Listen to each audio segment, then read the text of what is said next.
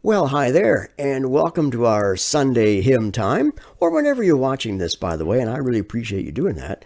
Got a hymn this time round. It goes back quite a ways.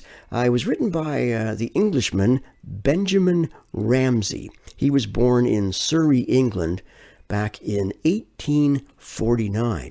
Now, Mr. Ramsay retired from public life somewhere around 1916, but a few years later in his years, in 1919, he wrote this hymn. The hymn is called Teach Me Thy Way, O Lord, and it actually became a favorite among students in England back in the 1920s, and it actually enjoyed a resurgence in popularity over here in North America back in the late 1960s, during what we now look back on as the Jesus movement. You ever hear about that one? I remember my dad and I watching the news, and they were talking about these people known as Jesus freaks. And it was quite interesting to watch as more and more, people that we would have considered part of the hippie movement also embraced what became the Jesus movement. In other words, a number of younger people were beginning to realize that there was a whole other aspect to love and peace that they hadn't actually realized. And it was something they really wanted as they began to embrace the source of true love and peace. And I guess that brings us really to this hymn, because it's really a prayer. And it's a good prayer to have, by the way. It's called Teach Me Thy Way, O Lord. Teach me thy way, O Lord. Teach me thy way. Thy guiding grace afford. Teach me thy way. Help me to walk aright, more by faith, less by sight. Lead me with heavenly light. Teach me thy way. When doubts and fears arise, teach me thy way. When storms o'erspread the skies, teach me thy way. Shine through the cloud and rain, through sorrow, toil, and pain. Make thou my pathway plain. Teach me thy way.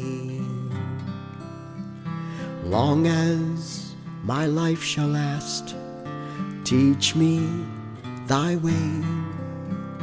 Where'er my lot be cast, teach me thy way. Until the race is run, until the journey's done, until the crown is won. Teach me thy way. Teach me thy way, O Lord. And we'll actually find those words in Psalm 27, back in the Old Testament. Psalm 27, that's the one that begins with these words. The Lord is my light and my salvation. Whom shall I fear? The Lord is the stronghold of my life. Of whom shall I be afraid? It says that in the day of trouble, he will keep me safe in his dwelling. He will hide me in the shelter of his sacred tent and set me high upon a rock. Hey, we're in the day of trouble, aren't we? And it says in verse 11, teach me your way, O Lord. Lead me in a straight path. And it says, wait for the Lord, be strong, take heart, and wait for the Lord.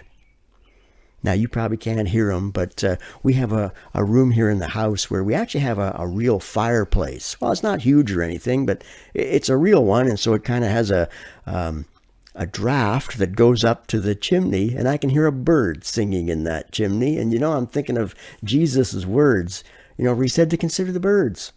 They don't seem to worry as much as we do. And somehow God looks after them. And so, as the psalmist says, teach me your way, O Lord.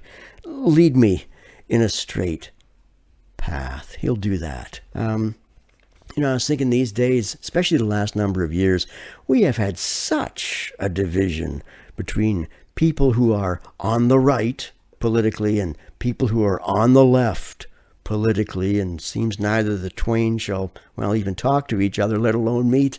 But you know what? Left, right, hey, there's a third way. There's a third way. It's called the Jesus way. I hope you'll be on that path. Be on that path. Ask God to teach you his ways. Walk with him and stay on his path, because, I tell you, a world like ours right now really needs people who are walking that way. Teach me thy way, O Lord. God bless you.